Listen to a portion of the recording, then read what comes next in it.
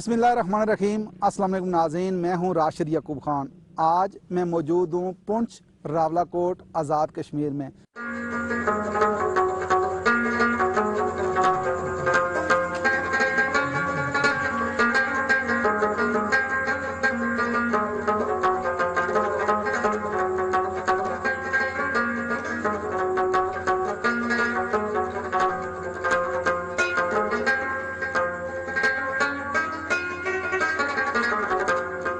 आज बात करेंगे मकबूजा वादी की। मकबूजा वादी जो एक बड़ी जेल में तब्दील हो चुकी है, वहाँ आग और खून का खेल खेला जा रहा है। हम जानेंगे पुंछ के लोगों से कि ये क्या सोच रखते हैं। आपने हमारे साथ रहना है।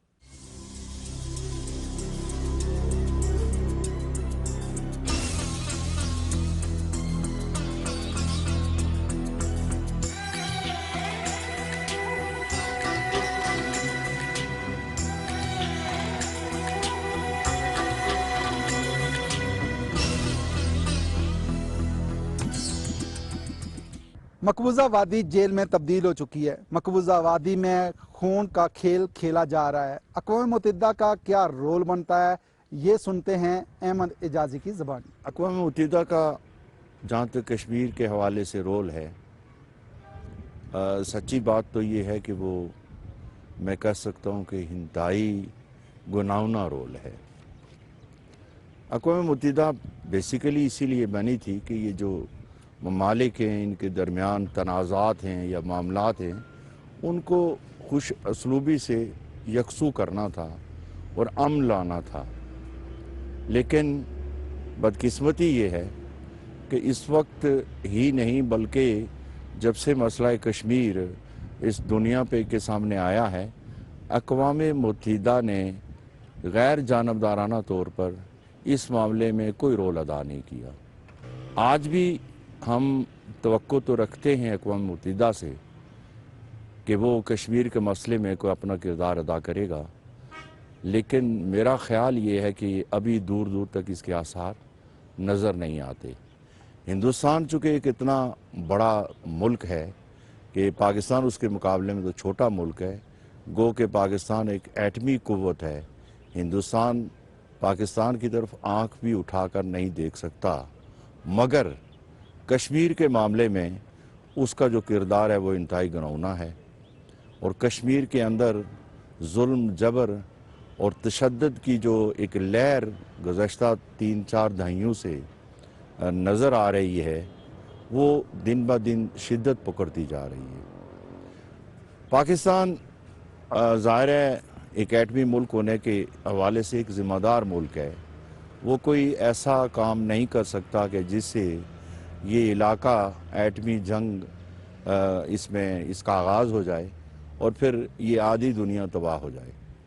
इसलिए पाकिस्तान भी फूंक फूंक के कदम रखता है। लेकिन मेरा ख़्याल ये है कि अगर इस वक्त सफारती महाज पे कोई बेहतर सरगर्मी दिखाई जाए तो कुछ हालात कश्मीरियों के बदल सकते हैं। कश्मीरियों के बहुत से दुखों का मदावा अब भी मुमकिन है, लेकिन उसके लिए हमें सफारती महाज पे आगे बढ़ना होगा। और ख़ासकर अगर हम मुस्लिम दुनिया को, अरब दुनिया को कायल कर लें कि कश्मीरियों के ऊपर जुल्म हो रहा है, जबर हो रहा है, तो इसमें कश्मीरियों को कम अज़ कम चैन और सुकून की ज़िंदगी गुजारने के मौके ज़रूर मिलने चाहिए। इस पे अगर हम कायल कर लें तो शायद हिंदुस्तान कुछ हाथ नरम कर दे उन कश्मीरियों पे जिन पे बेपनाह जुल्म किया जा रहा है। चूँकि हिंदुस्तान की जो मईशत है उसका काफ़ी हद तक दारोमदार अरब ममालिक पे है, और अरब ममालिक अगर चाहें तो हिंदुस्तान को इसके लिए कायल कर सकते हैं कि कम अज़ कम जबर तो ख़त्म हो, वो तशद्दुद तो ख़त्म हो, इंसानी हुकूक कुछ हद तक तो बहाल हो सकते हैं। लेकिन उसके लिए भी कोशिशें हमें करनी होंगी। मकबूजा वादी में ख़वातीन भी तशद्दुद का शिकार होती नज़र आ रही हैं। जिस बहादुरी के साथ ख़वातीन मकबूजा वादी में भारतीय अफवाज का मुकाबला कर रही हैं, वो काबिल दीद है। इस बारे में जानने के लिए नौशीन एडवोकेट से बात करते हैं।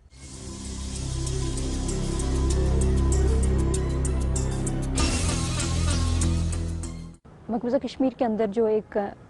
کئی سالوں سے جو ایک تشدد اور جو مظالم کا سلسلہ ہے وہ ابھی تک جاری ہے، اور ریسنٹلی کچھ عرصہ پہلے جو 35A اور 370 کے حوالے سے جو مقبوضہ کشمیر کے اندر جس طرح کے حالات پیدا کیے گئے اور لوگوں کو باہر سے لوگوں کو آ کے وہاں آباد کیا گیا، اور ابھی بھی ریسنٹلی جو ظلم و ستم ہو رہا ہے اور جو خواتین کے اوپر ظلم و ستم ہو رہا ہے، بچوں کے اوپر ہو رہا ہے، وہاں کے نوجوانوں کے اوپر اسپیشلی جو جن کو شہید کیا جا رہا ہے، اور جو تحریک آزادی کشمیر کے حوالے سے جو ان کا رول ہے، اور جس طرح سے جتنا ان کے اوپر تشدد کیا جاتا ہے اتنے وہ تیزی کے ساتھ آگے بڑھتے جا رہے ہیں۔ لیکن ایشو یہ ہے کہ جو ہمارا یہ خطہ آزاد کشمیر کا خطہ، اور جو جس طرح سے تقسیم کی ایک سازش کی گئی کشمیر کو تقسیم کرنے کی، اور انٹرنیشنلی طور پہ بھی دیکھا جائے تو یہ جو کیونکہ ڈسپیوٹڈ معاملہ ہے، اور یہاں کے کشمیر کے لوگ بھی یہ نہیں چاہتے کہ اس کو دو حصوں میں تقسیم کیا جائے، کیونکہ ہماری ایک تحریک بہت پرانی ہے، 70 72 75 سال جو پرانی ایک تحریک ہے، اور جس میں لاکھوں کروڑوں لوگوں کا خون، اور جس میں بچے، خواتین اور نوجوان، بزرگ سب شامل ہیں۔ تو میں سمجھتی ہوں کہ جو انٹرنیشنلی دنیا ہے، اور جو انسانی حقوق کی وہاں پہ پامالی ہو رہی ہے، اور ساتھ ساتھ اس کے وہاں پہ جو ابھی ریسنٹلی جو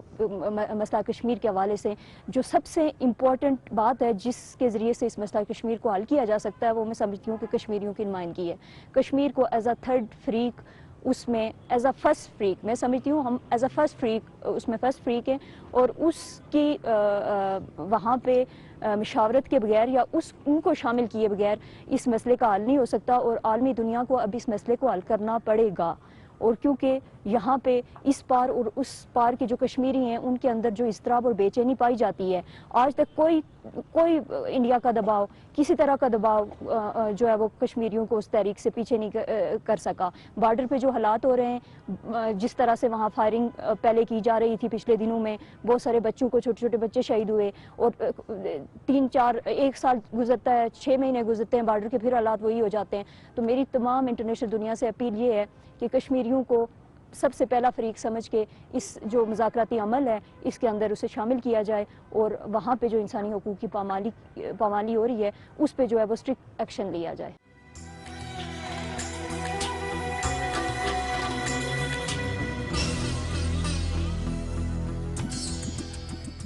بارود کے ڈیر پر بیٹھ کر بھارت مقبوضہ کشمیر میں جو انسانی حقوق کی بدترین خلاف ورزیاں کر رہا ہے، انسانی حقوق کی جو عالمی تنظیمیں ہیں ان کی آنکھیں کیوں بند ہیں، اس بارے میں جانتے ہیں ڈاکٹر خالد محمود کی زبانی۔ مقبوضہ کشمیر میں 5 اگست سن 2019 کے بعد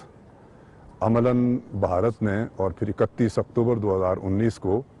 بھارت نے مقبوضہ کشمیر کو عملاً اپنی ٹیریٹری کا حصہ بنانے کے بعد انسانی حقوق کی سنگین خلاف ورزیاں، آئے روز نوجوانوں 4-5 نوجوانوں کی شہادت، اور پھر عصمت دریاں، پھر وہاں کی ٹوپوگرافی کو تبدیل کرنے کے لیے لاکھوں کی تعداد میں وہاں ہندوستان سے لا کے لوگوں کو بسانے کا اہتمام، انہیں نیشنلٹی دینے کا اہتمام، عملاً بھارت اکھنڈ بھارت کا ایجنڈا لے کے 5 اگست سن 2019 سے لے کے آگے بڑھ رہا ہے، اور مسلسل اس پہ اقدامات کیے جا رہے ہیں، اور ظلم و ستم کی انتہا ہے۔ اور ہیومن رائٹس کے جو بین الاقوامی ادارے ہیں انہوں نے بھی بھارت اور اسرائیل کو دنیا کے بدترین ممالک میں شمار کیا ہیومن رائٹس کے حوالے سے۔ اس حوالے سے عالمی برادری کو، اس لیے کہ مقبوضہ کشمیر ساؤتھ ایشیا کے امن کا ضامن ہے، ساؤتھ ایشیا کا امن مقبوضہ کشمیر میں امن اور مقبوضہ کشمیر والوں کی آزادی اور حق کے خود ارادیت سے مشروط ہے۔ 4 ایٹمی طاقتیں مقبوضہ کشمیر کے قرب و جوار میں ہیں، اور بھارت بارود کے ڈھیر پہ بیٹھا ہوا وہاں مظالم کی آگ سلگا رہا ہے۔ ایسے میں عالمی برادری کو مقبوضہ کشمیر میں انسانی حقوق کی خلاف ورزی اور اقوام متحدہ کے چارٹر اور اقوام متحدہ کی قراردادوں کے مغائر اقدامات کا بروقت نوٹس لینا چاہیے، اور اگر یہ نہ کیا گیا، ہیومن رائٹس آرگنائزیشن نے اپنا رول ادا کیا لیکن ابھی بہت کچھ کرنے کو باقی ہے۔ بین الاقوامی برادری نے اگر بھارت کے مظالم کا نوٹس نہ لیا اور بھارت کی اس بربریت کو نہ روکا تو میں ساؤتھ ایشیا کا امن نہیں، ساری دنیا کا امن ایٹ سٹیک تھا، ہے اور رہے گا، اور کشمیری اپنے اوپر ڈھائے جانے والے مظالم، ظلم و ستم، PhDs نوجوانوں کی شہادت اور بربریت کی انتہا کے باوجود استقامت کے ساتھ آگے بڑھ رہے ہیں، اور ہم کیا چاہتے، آزادی اور جو بنیادی حق ہے ان کا، حق خود ارادیت اور وحدت کشمیر، ان پہ کمپرومائز کرنے کو نہ پہلے تیار تھے، نہ آج تیار ہیں، نہ آئندہ تیار ہوں گے۔ ایسے میں بین الاقوامی برادری کو اپنا رول ادا کرنا چاہیے۔ جو عالمی برادری نے 5 جنوری سن 1949 کو سلامتی کونسل کی قرارداد کی صورت میں انہیں ان کا حق دیا تھا اور ان کے اس حق کو تسلیم کیا تھا، اس حق کے ملنے تک کشمیری اپنی جد و جہد کو، اپنی قربانیوں کے اس سفر کو جاری رکھیں گے، اور اس سفر میں عالمی برادری کو ان کا پشتیبان ہونا چاہیے اور بھارت کے مظالم کا نوٹس لے کر اسے مجبور کرنا چاہیے کہ وہ جو مسلمہ بین الاقوامی طور پر تسلیم شدہ حق خود ارادیت ہے وہ دے، اور جب تک کشمیریوں کو یہ حق نہیں ملے گا اور کشمیر کا حل منصفانہ بنیادوں پر نہیں ہوگا، عالمی امن بھی، ساؤتھ ایشیا کا امن بھی، اور پھر پاک بھارت تعلقات بھی امن کی بنیاد پہ استوار نہیں ہو سکتے، اس لیے کہ عدل نہیں ہوگا تو امن نہیں ہوگا، اور عدل کی ضامن عالمی برادری کو بننا چاہیے، ان کی ذمہ داری۔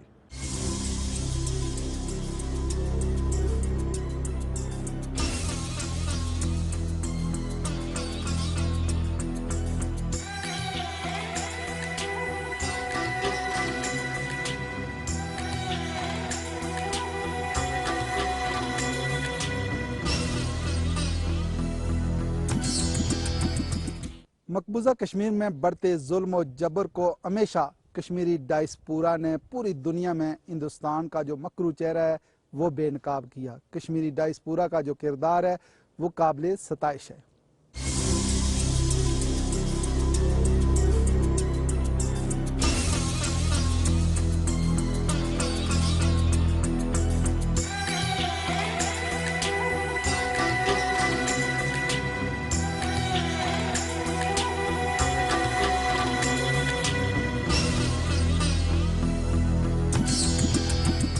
ہم یہ چاہتے ہیں کہ جو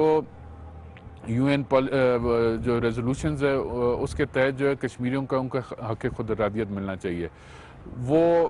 اور ہم اس پہ فرملی آج بھی کھڑے ہوئے ہیں۔ یہ جناب سردار ابراہیم صاحب نے 19 جولائی 1947 کو اپنے گھر میں جب ایسی کسی بھی موومنٹ کی جو ہے وہ سزائے موت جو ہے وہ سزا تھی، انہوں نے اپنے گھر کے اندر قرارداد الحاق پاکستان جو ہے وہ پاس کرائی۔ ہم آج بھی اس کے اوپر کھڑے ہوئے ہیں۔ ہم تو کہتے ہیں ہم اول اور آخر پاکستان، جتنا پاکستان سٹرونگ ہوگا اتنا کشمیر کا کاز سٹرونگ ہوگا، مگر یہ ہے کہ یہ نہیں ہو سکتا کہ کشمیر کی جو یہ سٹرگل ہے اس کو سائٹ پہ رکھے تو آپ آگے چل سکے۔ آپ کا اتنا بڑا ایک ایسٹ ہے جو کشمیری ڈائسپورا ہے، جو پورے یورپ کے اندر ہے، امریکہ کے اندر ہے، GCC کنٹریز کے اندر ہے، وہ ایک بہت بڑا آپ کا ایسٹ ہے، اور وہ اٹیچڈ ہیں آپ کے اس کاز کے ساتھ، اور ان کا انٹرسٹ بھی ہے، اور وہ انٹرنیشنلی ہر فورم کو یوٹیلائز بھی کرتے ہیں کشمیر کاز کو ترجیح دینے کے لیے۔ تو ہمیں ان ساروں کو اکٹھا کر کے ایک پالیسی بنانے کی ضرورت ہے، جس میں ایک اکنامک پالیسی بھی ہو، ایک آپ کی سوشل میڈیا کی پالیسی ہو، پھر یہ جتنے بھی آپ کے انسانی حقوق کی جو آرگنائزیشنز ہیں بڑی، آپ ان کو ان میں اپنا کیس جو ہے وہ کس طرح اٹھا سکتے ہیں۔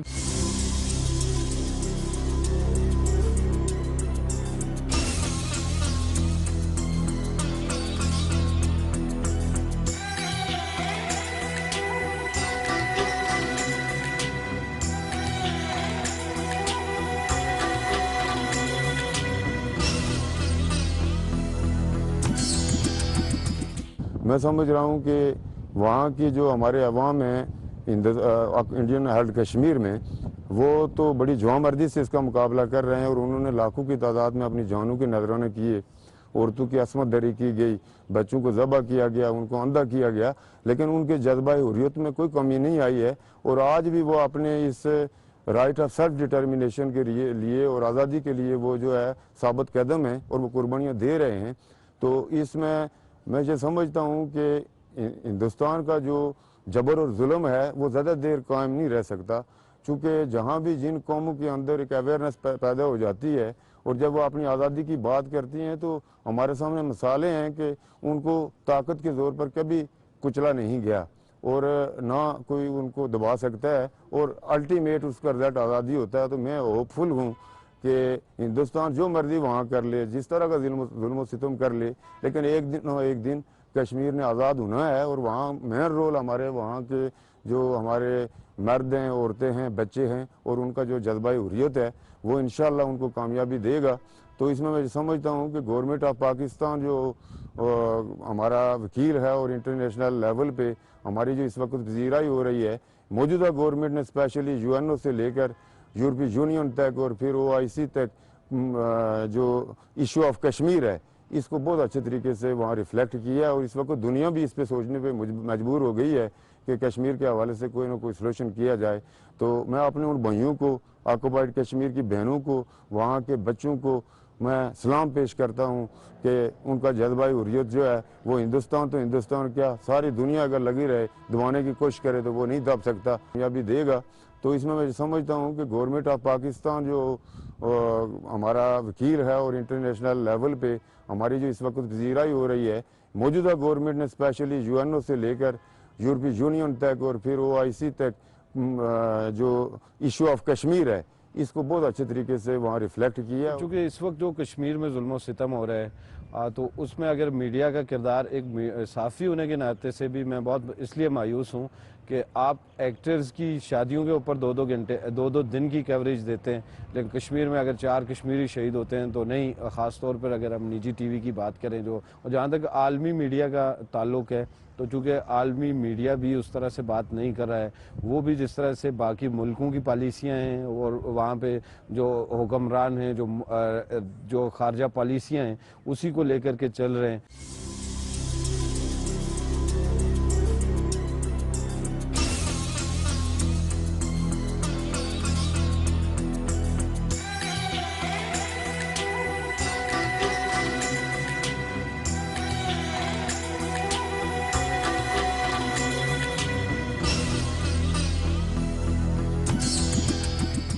میری دنیا سے ریکویسٹ یہ ہے کہ ایک ایشو جو پچھلے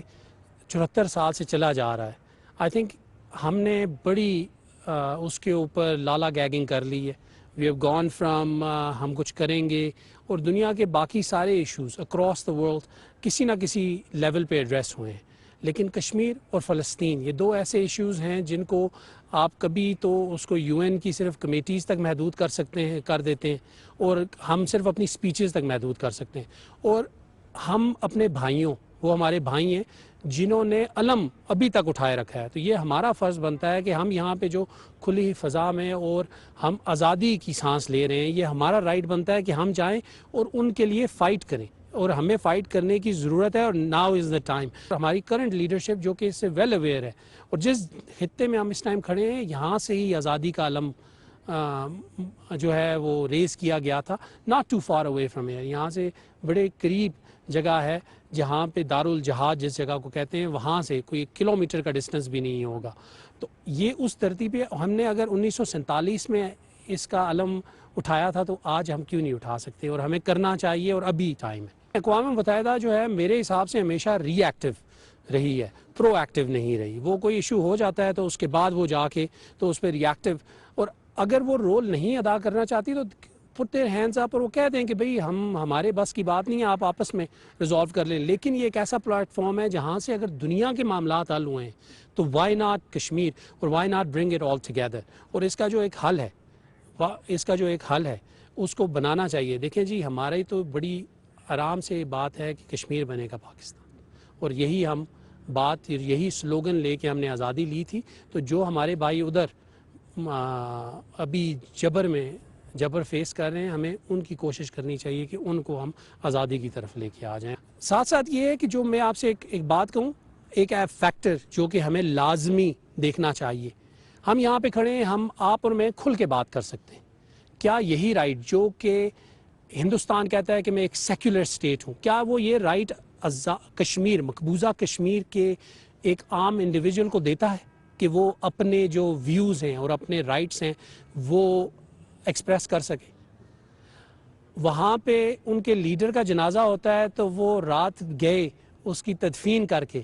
تو دنیا کے سامنے ایک وہ لبادہ اوڑھ کے بیٹھے ہوئے ہیں کہ جناب ہم جو ہیں हम सेक्युलर कंट्री हैं, हम हर रिलीजन, हर कास्ट, हर क्रीड की हम इज़्ज़त रखते हैं, और हमारे ऊपर एक ऐसी उन्होंने इमेज चिपकाया हुआ है कि हम एक्सट्रीमिस्ट हैं। हम किधर से एक्सट्रीमिस्ट हैं? हम तो हर एक को वेलकम करते हैं, जो हमारे साथ है हम उसको बड़े अच्छे तरीके से रखते हैं। इंडिया ने 74 साल में जो खून की दरिया नहरें कश्मीर में बहाई हुई हैं, उससे बड़ा जुल्म आपको किसी जगह पे नहीं मिलेगा।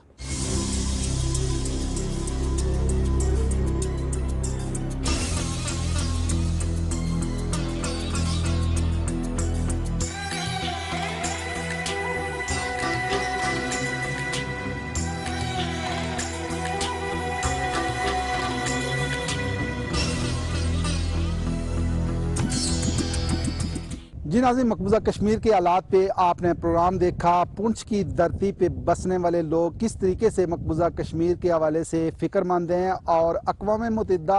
और आलमी बरादरी से अपील करते हैं कि मकबूजा कश्मीर में जो बिगड़ते हालात हैं उनको समझा जाए और कश्मीर के मसले को हल किया जाए, ताकि पूरी दुनिया का जो अमन है वो बर्बाद होने से बच सके। इसी के साथ ही राशिद याकूब खान को रावला कोट आज़ाद कश्मीर से दीजिए इजाज़त। अल्लाह ने